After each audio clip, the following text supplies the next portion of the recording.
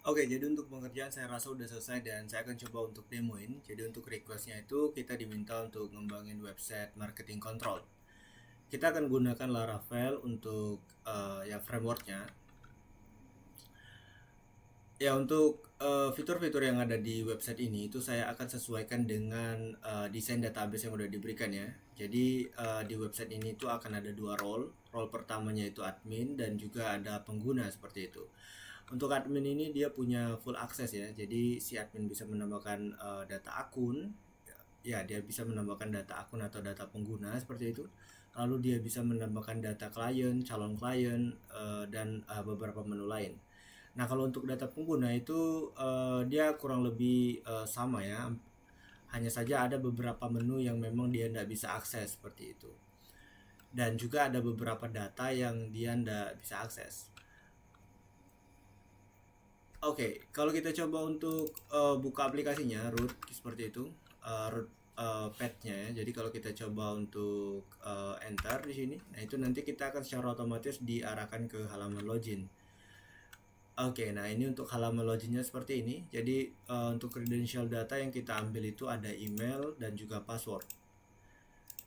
Ya kita akan coba untuk masuk ke account admin dulu ya.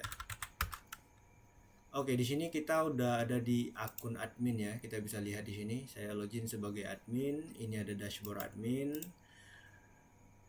Ya untuk menunya itu seperti ini, jadi ada dashboard, ada data pengguna, data calon klien, aktivitas prospek, data klien, data tagihan klien, notifikasi tagihan, data modul penggunaan modul, log pengguna, pengaturan web, lalu ada profil dan juga ada logout seperti itu. Nah untuk data label, label data navigasinya ini itu saya bikin menyesuaikan ya. Kenapa? Karena memang dari dokumen, dari website referensi itu saya kurang paham mengenai fungsi-fungsi dari penamaannya. Jadi saya bikin seperti ini agar lebih mudah, tapi nanti ini kita bisa ubah ya.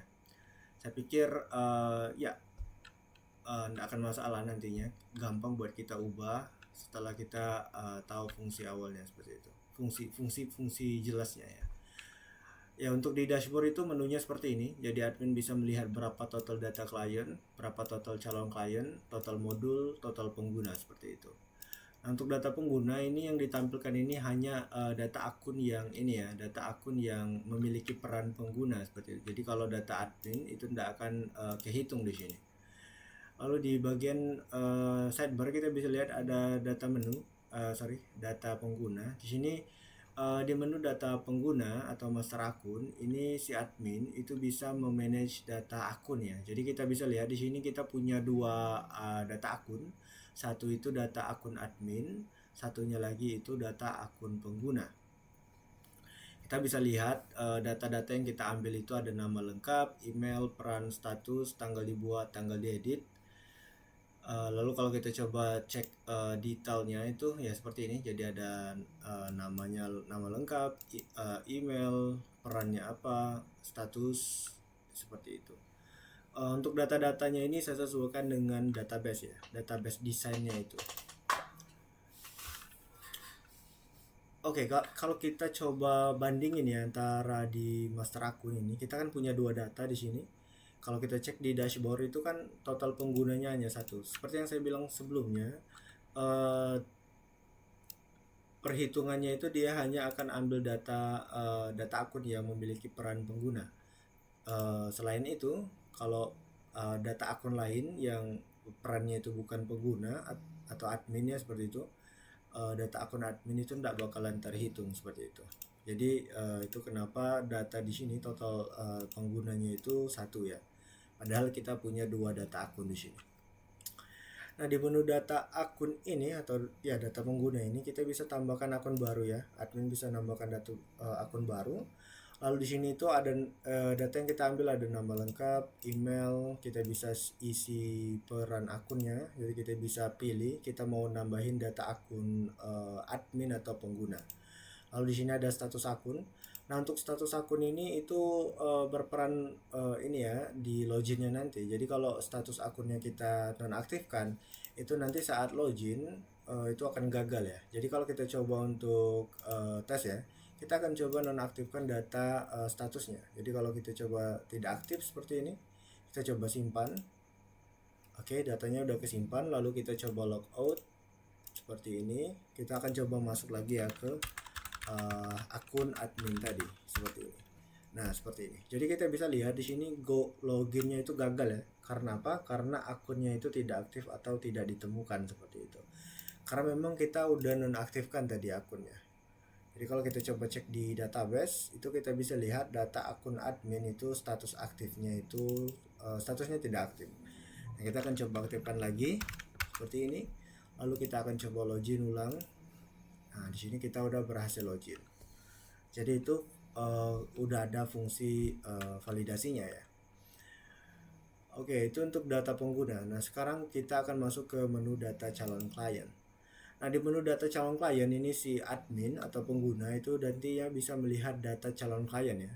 Jadi data yang kita ambil itu nama, alamat, nomor HP, tahap, catatan, dibuat pada, di-update pada, dan juga di sini ada action. Jadi kita bisa hapus data ataupun edit data. Lalu di sini ada button untuk nambahin data calon klien baru ya. Jadi kalau kita coba klik itu nanti kita akan dimunculkan form seperti ini. Data yang akan kita isi itu ada nama, alamat, nomor HP, tahap. Di sini ada beberapa value ya untuk tahap. Kita bisa lihat di sini ada prospek, follow up, negosiasi, MOU, dan juga tidak terpakai. Lalu di sini ada sumber dan juga ada catatan. Ya, seperti itu. Oh ya, untuk di data pengguna tadi, saat kita ngebikin data akun baru, itu kan di sini tidak ada set passwordnya ya. Karena memang password itu kita bikin, kalau data akun itu baru dibuat, itu passwordnya akan sama dengan email seperti itu. Jadi akan lebih mempermudah aja nantinya. Nanti passwordnya itu bisa diubah oleh pengguna di menu profil akun ini ya, seperti itu. Lalu kita akan ke aktivitas prospek ya. Nah, untuk menu aktivitas prospek ini ada perbedaan ya antara admin dan juga bukan dosen tapi pengguna.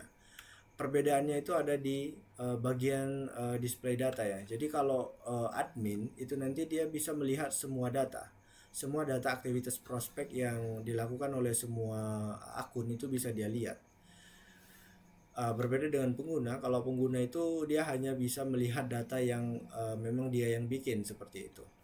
Nantinya juga di sini di bagian table itu akan ada perbedaan. Kalau di admin itu ada data penggunanya, jadi kita bisa tahu siapa yang ngebikin data aktivitas prospek ini. Sedangkan kalau untuk pengguna itu tidak ada data atribut data di tabelnya itu tidak ada atribut data pengguna ya. Karena memang data yang ditampilkan itu hanya data yang dia bikin seperti itu. Oke, jadi di sini ada daftar aktivitas prospek ya. Jadi ada beberapa menu tambahan di sini. Itu ada tambah aktivitas baru.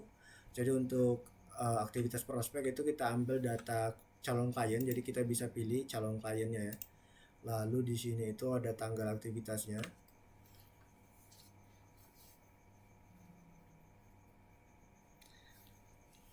Lalu di sini ada jenisnya, di sini ada undangan, proposal, kunjungan atau webinar ya.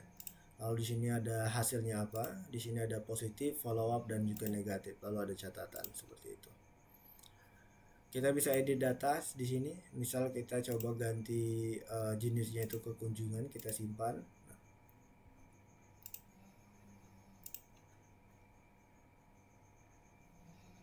Oke, ini datanya udah berubah ya, cuma di sini belum ke display dengan benar. Oke, saya akan coba perbaiki terlebih dahulu ya. Oke, jadi tadi ada typo. Ya kita udah ganti tadi, tapi kalau kita tapi datanya nggak muncul di sini. Kalau kita coba refresh, nah itu udah berhasil muncul. Jadi datanya udah keubah ke undangan. Jadi kalau kita coba ganti lagi ke call ya, untuk jenisnya itu call. Nah ini datanya udah berhasil ke update. Kalau kita coba refresh, datanya nggak berubah ya. Kita coba kembali dan kita coba lihat di sini data jenisnya itu udah berubah ke call. Oke, seperti itu. Oke, itu untuk data aktivitas prospek. Lalu ada menu data klien.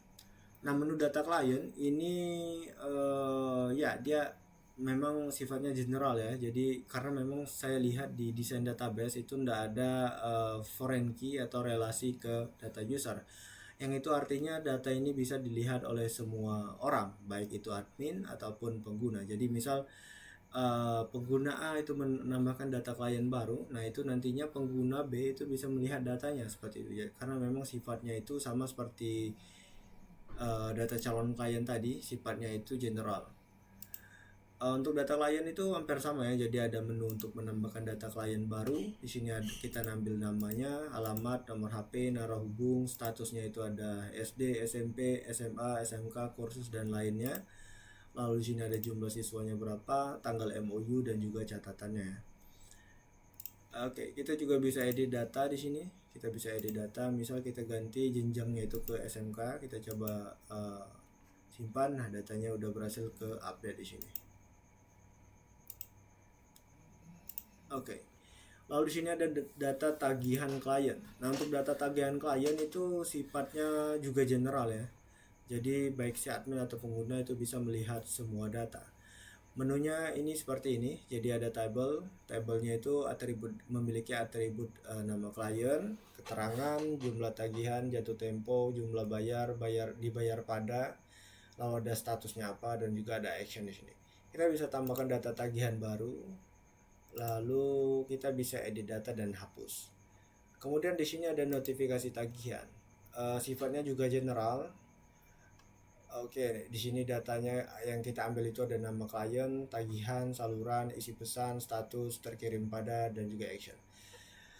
Untuk menu notifikasi baru, ini kita ambil data seperti ini. Jadi kita bisa pilih data tagihannya. Di sini ada keterangannya ya. Jadi ini untuk tagihan apa? Misal di sini ada pembayaran tagihan modul. Ini siapa kliennya dan juga ini berapa total tagihannya seperti itu. Salurannya itu ada email, WA, dan SMS, isi pesan, statusnya, dan juga ada status. Nah, kalau kita coba perhatikan di bagian table itu kan di sini ada atribut data terkirim pada. Nah, nanti di sini itu data terkirim pada itu akan secara otomatis di-generate ya, asalkan statusnya itu sudah terkirim seperti itu. Jadi kalau kita coba bikin data baru ya, data notifikasi baru, kita pilih data pembayaran, isi pesan. Kita leave statusnya itu, kita biarkan statusnya itu ke antri, kita coba simpan. Nah, di sini data status terkirim padanya itu kan masih kosong ya. Kenapa? Karena memang statusnya masih antri. Nah, kalau kita coba untuk update, kita ganti statusnya itu ke terkirim seperti ini. Kita simpan. Oke, datanya udah kesimpan, kita coba kembali dan kita bisa lihat data terkirim padanya udah secara otomatis di generate seperti itu. Oke, itu untuk notifikasi. Lalu di sini ada data modul ya. Untuk data modul itu seperti ini. Jadi ini ada kode, nama, deskripsi, tanggal dibuat, tanggal diupdate. Kita bisa tambahkan data modul baru. Kita bisa update data modul seperti ini. Ya. Lalu di sini ada menu penggunaan modul. Nah, untuk penggunaan modul itu di sini kita ambil nama klien, modul, tanggal mulai, tanggal akhir, pelatihan terakhir, dan juga ada catatan. Kita bisa tambahkan data penggunaan modul baru, kita ambil data kliennya. Di sini kita masukin nama klien ya. Lalu di sini ada nomor teleponnya. Kita pilih modul, data modul ini diambil dari data modul ini ya. Jadi kita bikin dulu modulnya di sini. Nanti setiap modul yang kita udah bikin itu kita bisa tampilkan di sini. Kita bisa select di sini ya, di sini. Ya, di modul ini. Lalu di sini ada tanggal mulai, tanggal akhir, tanggal pelatihan terakhir, dan juga ada catatan. Oke, lalu ada menu data log pengguna. Nah, untuk menu data log pengguna ini nanti akan menampilkan seluruh aktivitas dari masing-masing pengguna ya, atau masing-masing akun. Ini menu yang hanya bisa diakses sama admin ya. Jadi kalau menu untuk pengguna itu tidak kita sediakan seperti itu. Jadi untuk data log pengguna itu kita bisa tahu penggunanya siapa, aktivitasnya apa, keterangan aktivitas, dan juga kapan waktu aktivitasnya. Kita bisa lihat seperti ini. Misal di sini admin, dia mengubah data notifikasi tagihan, keterangannya mengubah data notifikasi tagihan klien. Action ini dilakukan di waktu ini seperti itu. Jadi kalau kita coba untuk ini data terbaru ya, untuk datanya ini kita display dari data paling awal ke data paling akhir. Jadi data yang muncul di nomor 1 itu adalah data terbaru seperti itu. Kita akan coba demonstrasi ini nih. Misal saya pengen ubah pengaturan web ya. Sekalian kita pindah ke menu pengaturan web. Kita coba klik menu pengaturan web. Nah, ini untuk menu pengaturan web. Di sini admin bisa menambahkan atau mengupdate data web title. Kita bisa lihat untuk web title saat ini itu marketing control ya. Mungkin kita akan ganti marketing control seperti itu. Nah, kita bisa lihat datanya udah berhasil ke update. Lalu di sini ada icon, jadi kita bisa pilih data icon ini ya. Kita nanti bisa disesuaikan sendiri. Oke, tadi kita udah coba update data pengaturan web. Lalu kalau kita coba untuk open log pengguna seperti ini, nah kita bisa lihat di sini ada data log terbaru, yaitu update data setting seperti itu. Kemudian kita akan ke menu profil. Nah, untuk menu profil ini adalah tempat di mana si akun, baik itu admin atau pengguna itu bisa melakukan update data ya. Misal dia bisa ganti nama lengkap, email, peran, status, dan juga ada password. Nah, terkhusus untuk role atau peran pengguna itu data peran akun dan juga status itu dia tidak bisa akses ya. Jadi yang bisa akses data ini hanya admin. Dan terakhir itu logout. Oke, seperti itu. Nah, itu untuk di bagian admin. Nah, sekarang kita akan coba ke bagian ini ya, ke bagian pengguna.